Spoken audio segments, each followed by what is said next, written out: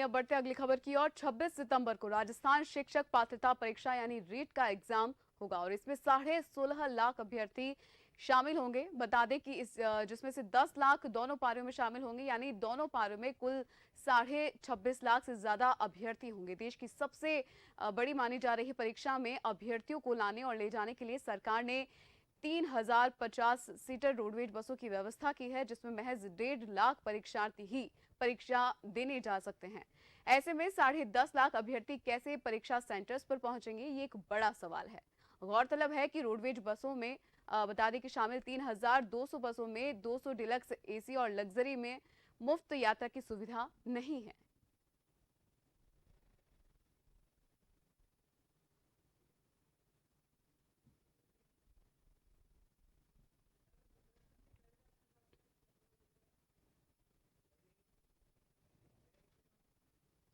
और इसी खबर पर अधिक जानकारी के लिए हमारे साथ संवाददाता सुदर्शन लाइव जुड़ चुके हैं। सुदर्शन, जो कि एक बड़ी परीक्षा, अध्यापक पात्रता परीक्षा कहे अगर हम, तो एक बड़ी परीक्षा के तौर पर इसे देखा जा रहा है और 26 सितंबर को ये आयोजित होगी। लगभग बताया जा रहा है कि 26.5 लाख जो अभ्यर्थी है वो बैठेंगे। लेकिन एक बड़ी परेशानी अभ्यर्थियों के लिए ये भी बनी हुई है कि वो कैसे सेंटर्स पर पहुंचे।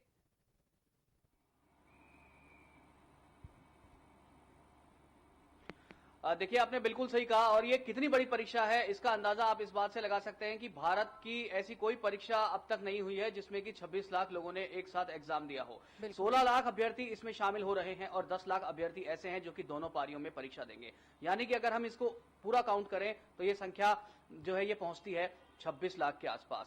देखिए, सरकार की तरफ से जो रोडवेज की बात की गई है, हमने कुछ दिन पहले देखा था आर्थिकी एसआई का जो एग्जाम हुआ था, सब इंस्पेक्टर की जो भर्ती परीक्षा हुई थी, वहां पर लोग किस तरीके से परेशान होते हुए नजर आए थे। और जो महिला अभ्यर्थी होती है, देखिए उनके लिए, युवतियां, गर्ल्स, उनके लिए बहुत ज्यादा यहां पर और ज्यादा परेशानी का सबब बन जाती है। हालांकि परेशान जो पुरुष अभ्यर्थी हैं उनको भी होना पड़ता है, उनकी परेशानी को भी यहां पर नेग्लेक्ट नहीं कर सकते। रोडवेज के बेड़े में 3200 बसें और 3200 बसों में से 200 बसें ऐसी है जो कि डीलक्स है या फिर एसी है। डीलक्स और एसी बसों को मुफ्त यात्रा में शामिल नहीं करती सरकार, और डीलक्स और एसी जो बसें हैं उसमें केवल मुफ्त यात्रा से बाहर रखकर जो यात्री है वही उसमें यात्रा करते हैं। लेकिन अगर हम बात करें बची हुई बसों की, तो 3000 बसें वहां पर बचती है। 1.5 लाख अभ्यर्थी ही उसके अंदर यात्रा कर सकते हैं। बाकी के जो अभ्यर्थी हैं लाखों की संख्या में, 11 लाख के आसपास, वो जो अभ्यर्थी हैं वो कैसे वहां पर यात्रा करेंगे, ये यहां पर एक बड़ा सवाल बना हुआ है। इससे काफी कम संख्या थी, हालांकि ऐसा एग्जाम में भी काफी संख्या थी, 7 लाख के आसपास, उसमें भी अभ्यर्थी थे। जब वहीं स्थितियां इस तरह की हो गई और तस्वीरें हमने देखा कि बसों में ठसाठस भर के जा रहे हैं, दुर्घटनाओं का खतरा बना हुआ है। दुर्घटनाएं इसमें हुई भी कब, जब इस तरह की रैलियां और परीक्षाएं और जब एकदम से रैला सैलाब उमड़ता है यात्रियों का, तो वहां पर मीडिया रिपोर्ट्स भी इस तरह की है।